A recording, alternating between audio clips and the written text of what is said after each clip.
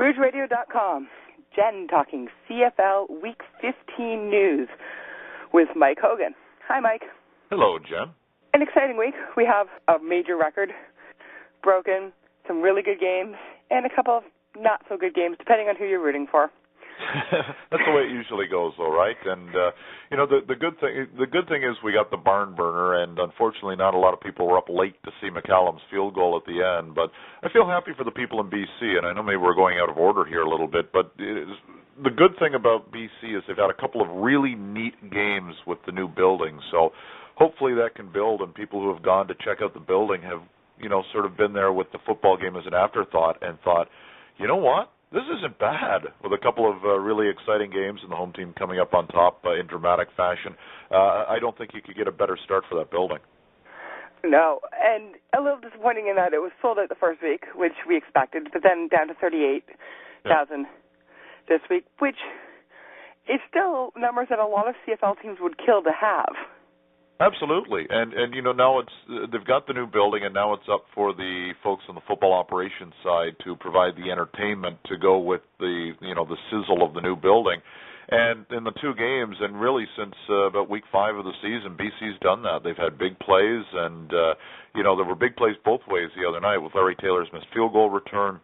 It was a really exciting game. The good guys, from a Vancouver perspective, win on the last play of the game with the ancient Paul McCallum kicking the long field goal, which personally I didn't think he was capable of kicking anymore from 53, and they go home happy. I mean, if you're a BC Lions fan who went to check out the building, wow, what a fantastic way to be indoctrinated into BC plays.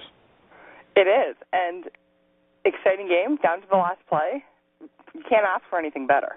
Absolutely, and good on the Lions. And it's funny with the acquisition of Arlen Bruce. I don't know if it's a coincidence that Arlen Bruce leaving Hamilton and going to BC seemed to help both teams. Obviously BC's been better, and with Williams getting the shot in Hamilton after Arlen left. I mean, it's been win-win. You get rid of a big contract in Hamilton. BC takes the contract on, and they get better. So it really has been a good thing for both teams, and that's no disrespect to Arlen's situation in Ticat land, but it was time for a change, and it's a change that worked out for both teams.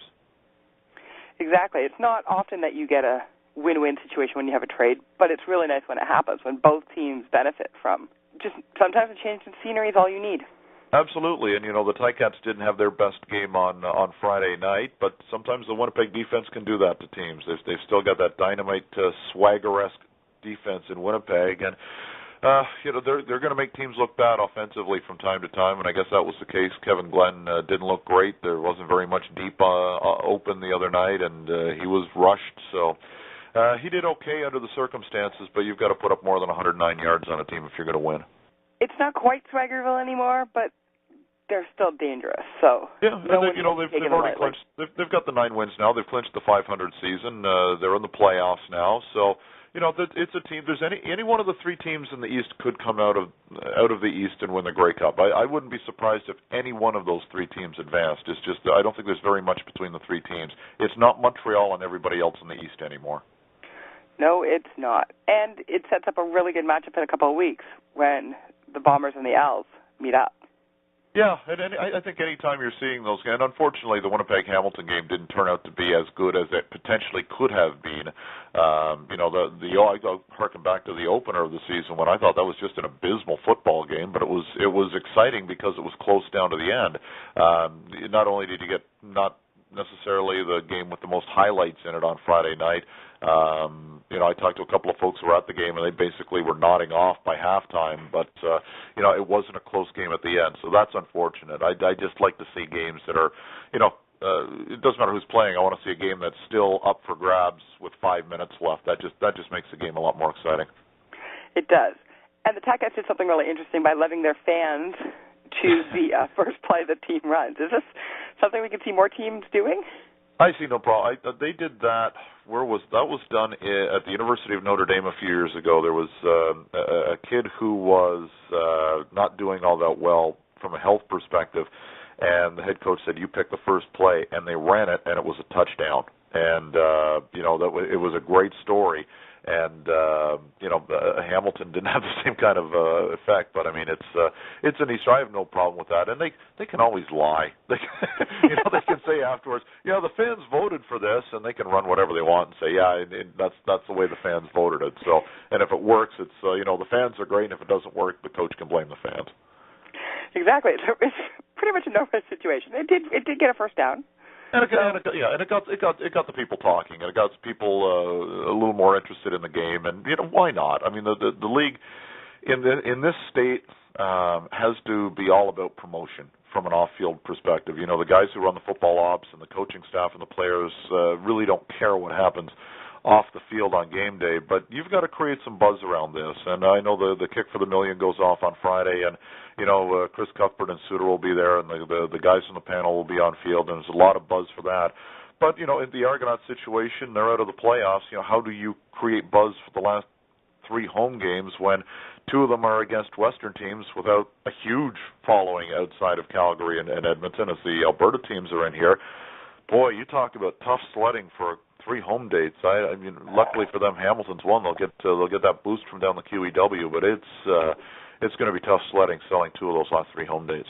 It is, and the fans didn't just get to choose the first play; they got to pick the uniforms and a bunch of other events. And there was a lot of talk on Twitter that maybe they should have been picking more offensive plays. I'm sure at the end of it, it sets you up for punchlines as well, because now players will say, well, they should let the fans pick the quarterback, et cetera, et cetera. So that just opens it up. But people as long as people have fun with it, because that's the main intention, and get the fans a little bit more involved. I see nothing wrong with it.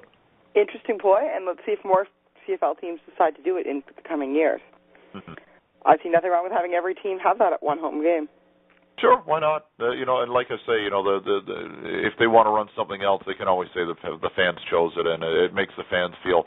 It gives them more ownership of the team, so to speak, and I don't see anything wrong with that at all. It is the fans' game, and as the great video says, this is our game, and this is our league, and why not let the fans get a little bit more involved? Exactly. So we had 2 records set this weekend. We had Paul McCallum quietly making, with that 53-yard field goal, set a league record for 30 consecutive field goals. Yeah, that's fantastic. Impressive. Absolutely, and you wonder at some point an athlete is going to lose it, and sometimes they lose it in a hurry. A guy will hit 32 sometimes, and if you're a baseball pitcher, you might lose 2 or 3 or 4 miles an hour off your fastball, or you'll see a hockey goaltender's reflexes all of a sudden slow down at the age of 34 or 35. And then there were some people like the 2 people we're going to talk about. Paul McCallum still kicking 53-yard field goals at the age of 41, and we've seen historically in both leagues some field goal kickers. Louis Pasagli obviously comes to mind first and foremost, but you see guys who can kick into their mid-40s who still don't seem to lose a whole lot from when they were 20 or 21 years old. And McCallum seems to be doing that. I think his punting has been outstanding this year, and his field goal kicking was on display in a pressure-filled situation the other night, and he hits from 53. Fantastic, good for him. I think that's just a dynamite story, and for people like me in their 40s, it gives us hope that we can still go out and play. And it wins the games. The next record, obviously, we cannot miss talking about Anthony Calvillo, and that breaking Damon Allen's record. And it was a great way that it was honored too. It was perfect timing because it happened on the final play of the third quarter. So there's going to be a break in the action anyway. So it was elongated, and they did it up so well. And I was lucky enough to be there yesterday for it. And that the crowd was, for the most part, it was really un-Montreal-esque. It wasn't as loud as it usually was in that building, and maybe that's because AC and company got off to a very slow start against a non-playoff team, and then you could see he started to get it going. And then, you could tell the fans started to realize he must be getting close, and when he hits Richardson and he takes off, that fan was absolutely over the moon, and when they realized that was the record, that place was just unbelievably loud, and it was a long, loud, well-deserved standing ovation. I thought the ceremony was tastefully done. It was nice that they involved Damon Allen. It was nice that Mark Cohan was there. And I thought it was neat that they got guys like Warren Moon, who still speaks so fondly of the CFL, and even got Dan Marino and Chris Berman to be part of the ceremonies, who, not necessarily obviously with a CFL background, but fans who like both brands of football have a great deal of respect for Dan Marino and Chris Berman. I thought that was just a dynamite touch, and for Berman to speak in French and have a pretty good accent while he did it, I thought that was just a dynamite touch, and it really did bring things full circle. And for Anthony to be there with his wife, and I mean, it was fantastic. It was, and then Berman again on the Monday Night Football, the fastest 3-minute segment, spent almost a full minute discussing Anthony Calvillo and the CFL. You can't buy that kind of promotion. Yeah, and Chris Berman's always been neat. And sometimes I don't know if he does it tongue-in-cheek or not, but he'll mention the Grey Cup, he'll mention something, and every once in a while, like Ron Fleming's infamous fumble at the goal line in Vancouver last year made, come on, man, last year. So, I think the guys in the CFL get a kick out of that, because for a lot of them who are from the States, it's tough for their friends and families to keep track of them on a regular basis. Some don't get the TV package, and some have to follow on radio or on the internet. And for them to see something from the CFL where their kid or friends or family members are playing, it's kind of neat, and old teammates. So for somebody who absolutely has no profile south of the border, in Anthony Calvillo, that's a pretty neat thing for him, I'm sure. Obviously not the biggest part of the record, but it's kind of a nice bonus to have your name mentioned on a telecast that has so many viewers. And of course, this has once again started the will Calvillo retire speculation. It's interesting. Herb Zurkowski had something in his article yesterday and said that Anthony says, so they sort of let something out of the bag that AC wants to be back next year. Which is great. I mean, it's like he could play in a rocking chair back there because he never gets hit. And as long as they have such a good front five and have somebody like Kerry Carter when he's in there who's such a good blocker, and and AC still has the quick release and gets rid of the ball in time, he never gets hit. Even on the 19-yard touchdown run, he wasn't contacted. So it's good for him. I think the league is a much better league with Anthony Calvillo in it.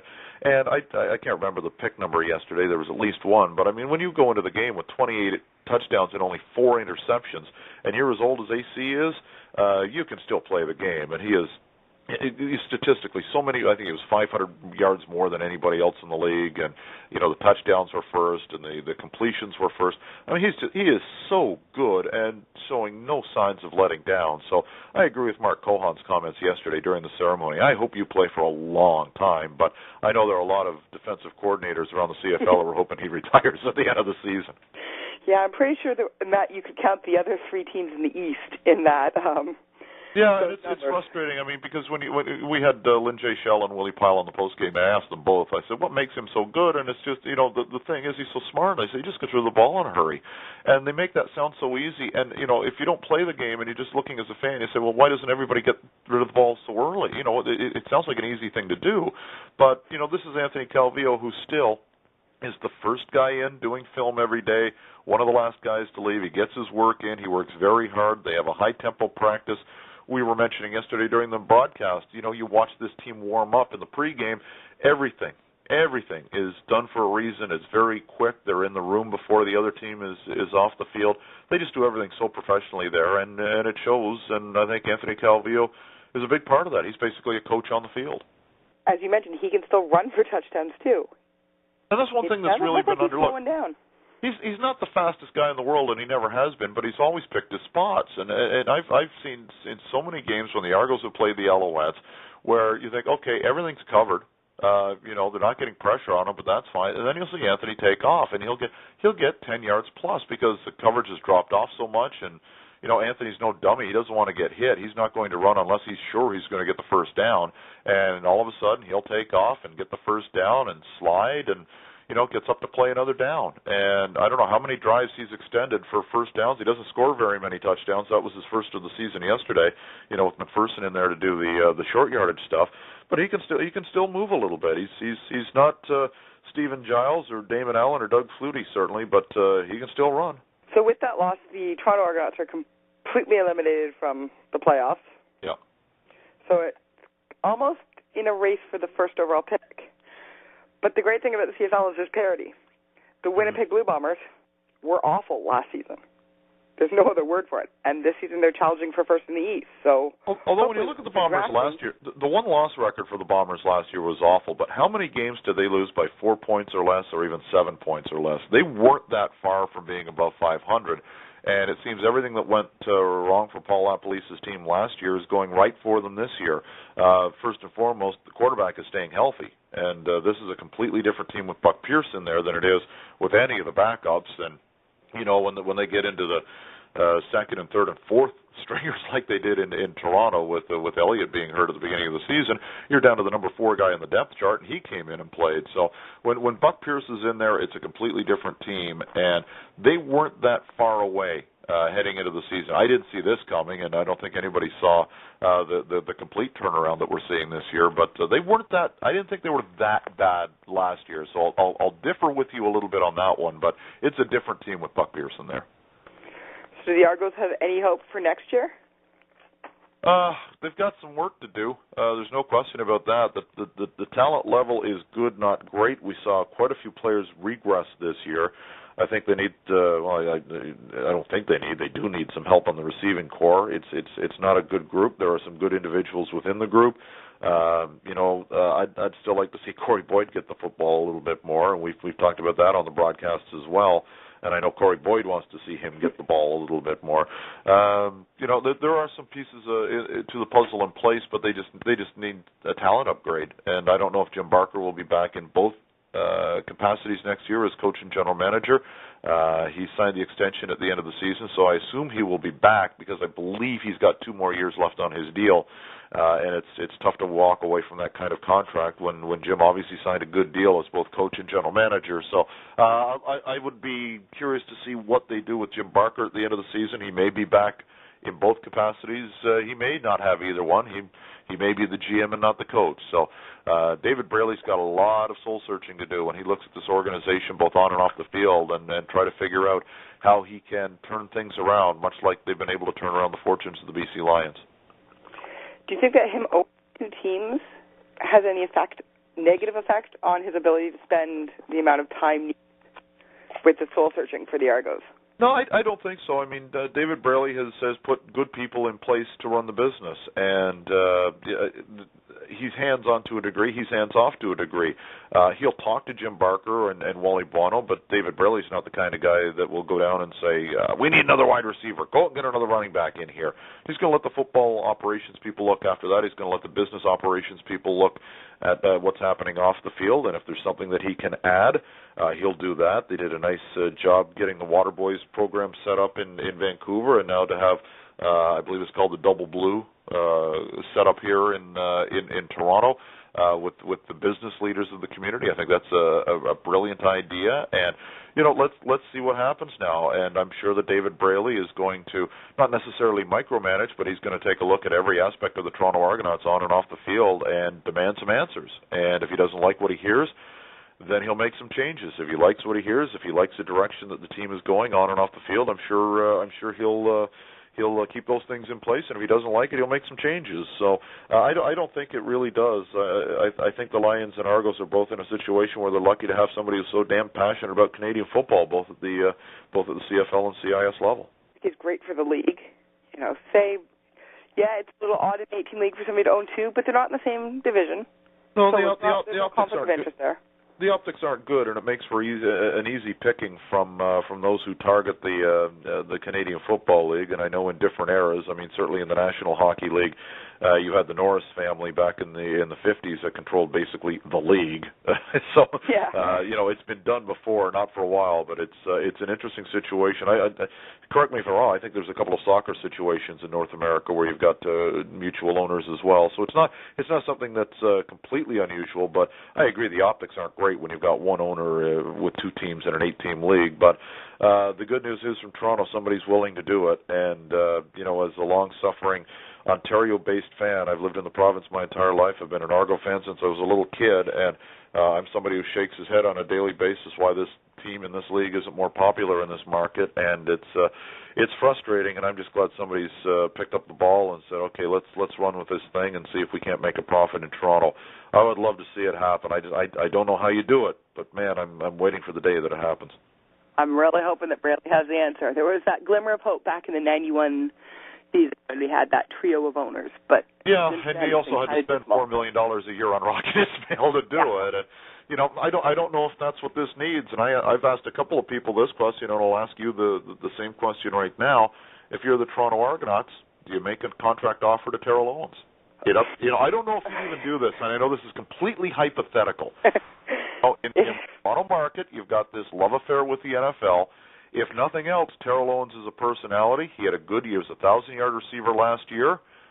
You know, who knows what he's going to be like in the dressing room, but all of a sudden, with a decent player, you've created a buzz, and you've improved a position on the Argonauts that needs upgrading. Would you at least have a contract talk with him to see what kind of money he'd want? Oh, for sure. You have to. There's no way. If that's a possibility, you have to. And I think that the Argos have enough in the dressing room, enough leadership in that dressing room that they could probably tone him down a little bit. I can't see Pinball, for instance, putting up with, you know, some of T.O.'s antics. So I think that would come to a screeching halt. For the most part, for the first year in San Francisco and Philadelphia and Buffalo and Cincinnati, for the first year there didn't seem to be much of a problem with Terrell Owens. And as he became more comfortable in a situation, that's when the problems occurred. You know, whether that's a coincidence, I don't know. But sign him to a one-year deal, bring him up, let him have some fun. He might enjoy the game. You know, you might be running the risk of having him say, this is a joke league. This is all. I can't believe I'm in this league. That's a distinct possibility with Terrell Owens. But if he comes up, is successful, has some fun with it, maybe that puts the fun back in the game for him. I know a lot of NFL players who have, you know, seen their careers and their dreams in the NFL end, come up to the CFL and say, what an unbelievable game this is. This is fun again for me. There's not the pressure of the NFL. There aren't 7,000 media members there hanging on every word at the end of every game in every market. You know, he may have some fun up here. Who knows? I'd kick the tires anyway. It's definitely worth a shot. And I think this is the one market I can't see him fitting into, let's say, Saskatchewan. Mm-hmm.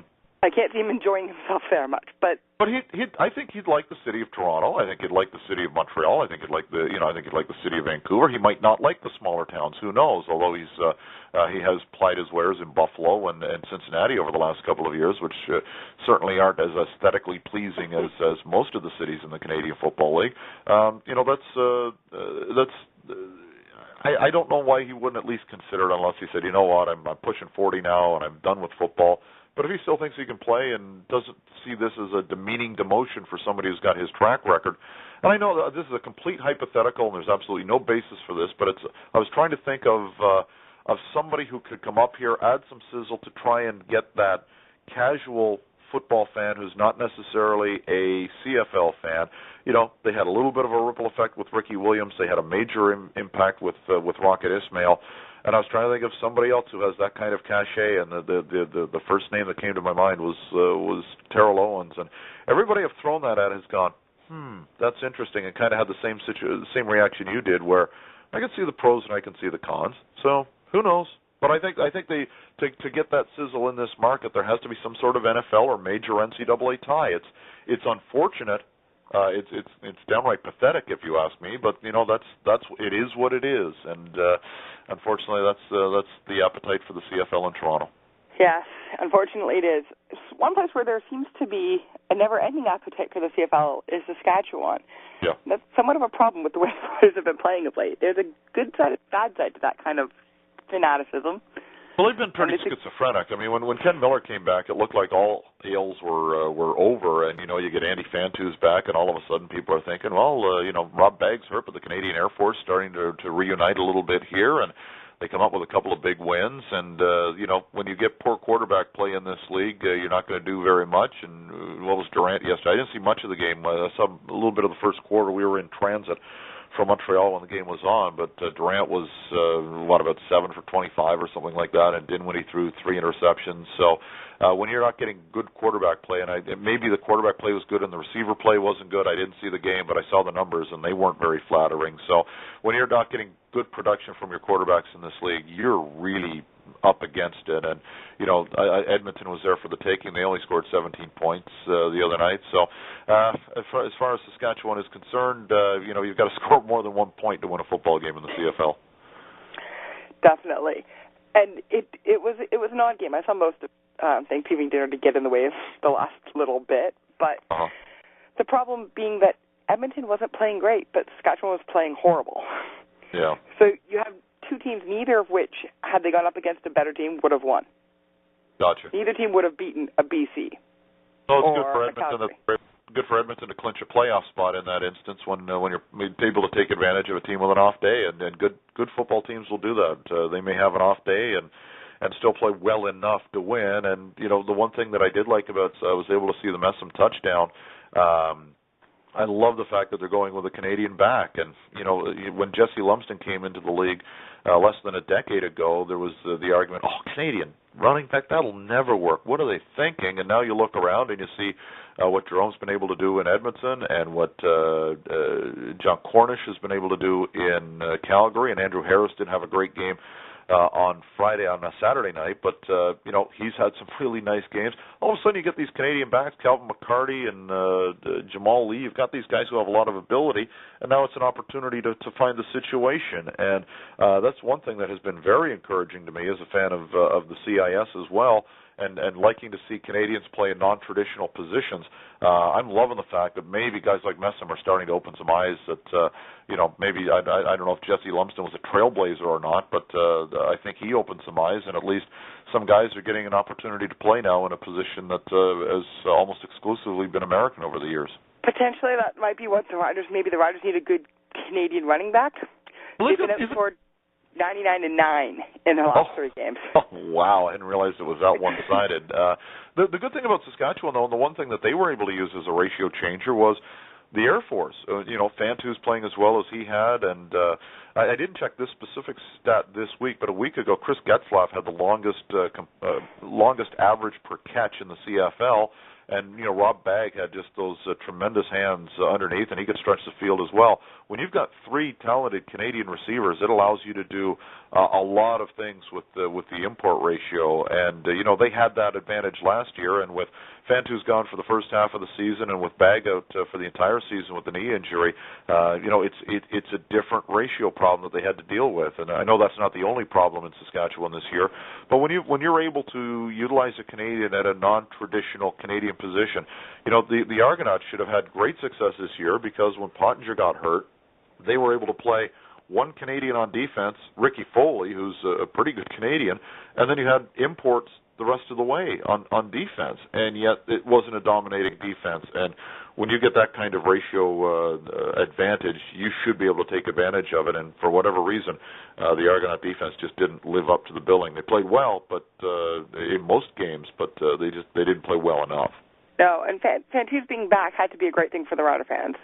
4 catches for 39 yards, not an outstanding game, but for the first game back after injury, not a bad game. And he's popular. The fans love Andy Fantus out there. They've got Claremont out there as well, who maybe had a little bit more of a role this year than they would have preferred. As it's nice for Claremont to come in the 6-receiver set, certainly. But Fantus is a guy who's loved out there, and I think that Rider fans have a great affection for Canadians who are able to perform. They get it. They get the ratio thing. And when you get a guy like Fantus who goes out there and takes over the city as a 1,000-yard receiver, as a Canadian, he's dynamite. And, I got a chance to see him quite a lot when he was with Western, and you knew there was something special about this guy. And he had the body type that would fit in. Didn't know if he was fast enough to play in the NFL, certainly, and I'm glad he gave it a shot. It didn't work out for him, and he left a lot of money on the table to try and, fulfill a dream this year with the Chicago Bears. But, for Fantus to be as good as he is and to once again show the Canadians can play the skill position and not just as a guy that you throw it at Z receiver and say, well, I got to play the Canadian somewhere, but as a major impact player in the league as a Canadian. I love when those guys are able to do that, and Fantus has been a lot of fun to watch, and I'm glad that the fans in Saskatchewan have embraced Andy the way that they have. Unfortunately, you get Fantus back and you lose Durant, who didn't start the game nursing a sore foot, came in to replace him in the second half, which prompted a lot of questions of, if he's good enough to be able to come in the second half, why couldn't he start? And then after the game, we find out that his foot isn't just sprained or sore, it's broken. Yeah. So he's going out there and playing on a broken foot. Yeah, it's tough to criticize a guy for that, and you know, in different leagues, some fans will see a guy who's maybe not out there at you know, sitting out some plays, and they say, "Oh, come on, suck it up and go in." As a quarterback, just to think how important your feet are. I mean, even from just the footwork involved with taking the snap if you're under center and dropping back, or you know, the plant and making sure your weight is balanced. There's got to be a great deal of pain, even if you've frozen it. You know, it's a very difficult thing. It's something that you probably don't even think about as a fan. But you know, for a guy to be playing with a broken foot, I think tells you about how much he wants to win and how much he wants to get to the playoffs. And unfortunately, that's not going to happen for the Riders this year, but you know, good for Durant for showing how tough he is and going out there and saying, okay, I want to play, so let's see if we can pull this thing off. And they weren't down by, you know, it ended up being only a 16-point margin of victory, so in theory, it could have worked out really well, and everyone would have been going, wow, you know, what a great quarterback. He'd be up there with the Tony Gabriel in the Grey Cup playing on one leg sort of mythology with Ottawa Rough Rider fans anyway. But you know, with fans in Saskatchewan, if he had pulled that off, they'd always be talking about Durant and the broken foot. That would have lived on forever in that province. Yeah, it would have, and the legend still might. So not a great ending for two of the teams. We know the playoff teams. Yeah. We just know who's going to end up where in either division, and that makes for some great football for the last 4 weeks. Yeah, and you know, it's nice to be in the East, and the records are just a little bit better in the East than they are in the West among the top teams. But I think this is the first time in a long time where the East has been the better division of the two.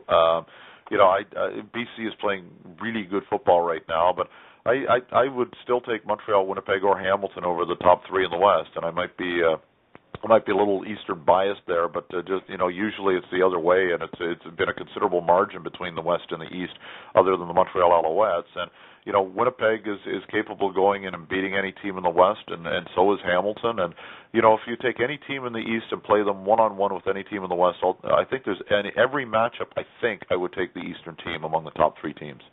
Some great parity. We're going to have some great playoff runs. Unfortunately, you know, the Argos aren't going to be part of it, but the great thing is there's always next season. Which can't come soon enough. No, it can't. And, you know, hosting the Grey Cup, you can see the extra boost it's given the BC Lions this year. So maybe as Argo fans, we can hope that it will give the Argos the same boost next season. Well, I think ticket sales will go up a little bit. And I don't know how much ticket sales will go up with the Argonauts and the Grey Cup. I know that when the Argos held the Grey Cup in 2007, I would be talking it up on the radio station. And after it was over, I got a lot of email from fans who weren't necessarily CFL fans, but were sports fans who wanted to check out the parties and the games. So they bought tickets to the game and almost forced themselves to go downtown and go to the Spirit of Edmonton and go to Riderville and the Double Blue Room and Tigertown and all of the great pavilions and rooms that are set up down there by the CFL teams. And I honestly don't know how many came back and said, I had so much fun. I had no idea what the Grey Cup week was all about, and ended up purchasing season tickets. And I know at least 10 people who have multiple season tickets, 100% based on hosting the Grey Cup. And you know, if they can do that again, that's just the 10 that I know personally or have heard from personally. You know, how many other people were able to take advantage of that, and you know, it would help from an Argo perspective if Saskatchewan or Toronto were in it next year, because you know of the fan bases involved or the local team being involved. But I think anybody who went to that week and anybody who goes to a Grey Cup week in any market is kind of exposed to that and say, holy smokes, that was a lot of fun.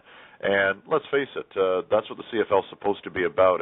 It's an approachable league with players who are spectacular in the community and a lot more approachable than most of the players, not all certainly, but a lot of the players in the National Football League, simply because of the media commitments that they have down there. I think for the most part the guys that I've met over the years really embrace the opportunity to give back. And I think when people get exposed to the game, see it's a pretty good game, see the fun involved with the fans involved and the fanatics involved, and take the league for what it is, more of a college feel than an NFL feel, and embrace that and celebrate that and realize that the game is ours and it is different and a lot of fun up here with the rules.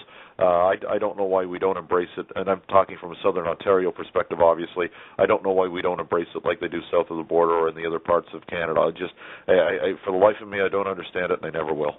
I I've been in the Argonauts for 13 years this season. Yep. Wow. Love it. I have more fun at those games, win or lose.